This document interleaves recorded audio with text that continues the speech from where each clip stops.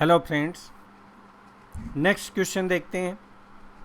Short question है, 100 words के अंदर आंसर देना होता है। यूजुअली 5 मार्क्स का ये क्वेश्चन आता है। क्वेश्चन के what is the importance of preamble of the constitution of India. Preamble क्या होता है? प्रस्तावना। लास्ट क्वेश्चन के अंदर हमने डिस्कस किया था कि जब कॉन्स्टिट्यूशन ऑफ इंडिया है उसकी जो स्टार्टिंग जो वर्डिंग्स है, जो शुरू में जहाँ से शुरुआत होती है वो प्रियम्बल है, प्रस्तावना है उसकी। तो उसकी इम्पोर्टेंस क्या है उसके बारे में हमें यहाँ पर डिस्क्राइब करना है। तो इसका जो आंसर लिखेंगे उसके अंदर ये पॉइंट्स है वो हमें इंक्लूड करने चाहिए। Preamble is the key of constitution. जो कॉन्स्टिट्यूशन है उसकी की है, प्रियम्बल है। जो की कैसे है, यहाँ पर डायरेक्शन है कि जो कॉन्स्टिट्यूशन ऑफ इंडिया है उसके अंदर क्या क्या हमें इंक्लूड करना है, क्या उसका ऑब्जेक्ट है, तो वो सारी चीज़ें प्रियम्बल के अंदर ही हमें मिल जाती हैं। तो ये की फैक्टर है इसका। It assist in the interpretation of constitution. तो जो मेन पहले जो ऑब्जेक्ट जो डिसाइड हो गए, जो की वर्ड्स है, जो की ऑब्जेक्ट हैं, उनके बेस पर ही इसका इंटरप्रिटेशन होता है आगे जाकर।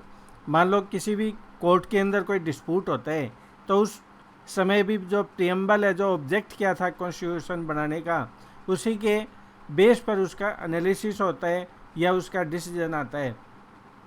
It also important place due to the following.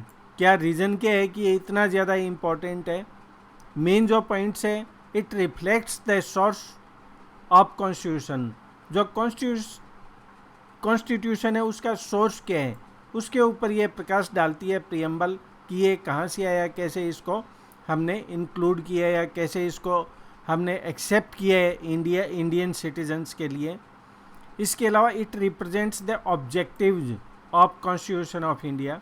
Constitution है उसका ऑब्जेक्टिव क्या है, क्यों बनाया, क्यों हमने इसको एक्सेप्ट किया, उसका रीज़न क्या है, इसका बेसिक ऑब्जेक्ट क्या है। तो वो सारी चीज़ें कहाँ मिलेगी? हमें प्रियम्बल के अंदर मिलेगी। और ऑब्जेक्टिव क्या है?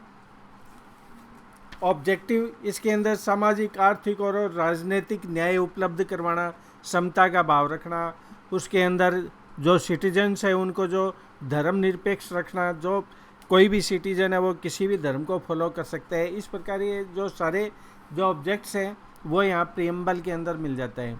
इसके अलावा it denotes the date of enforcement. ये किस डेट से इन्फोर्स हुआ है इंडिया के अंदर, उसकी डेट है वो प्रियम्बल के अंदर ही मिल जाती है। इसके अलावा इंटरप्रिटेशन में ये असिस्ट करता है। It assist in interpretation.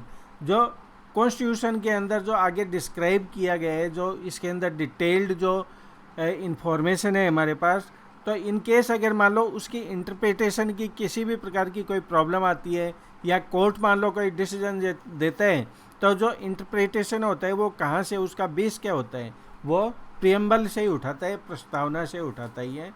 तो इंटरप्रिटेशन में भी ये काफ़ी ज़्यादा इम्पोर्टेंट होता है जो प्रियम्बल है जो। तो ये मेन पॉइंट है, इनको हमें इंक्लूड करना चाहिए एग्ज़ाम के पॉइंट ऑफ व्यू से। अगर ये क्वेश्चन आ जाता है तो आपको अच्छे मार्क्स मिलेंगे इसके अंदर। तो thank you very much for watching my channel. Thank you.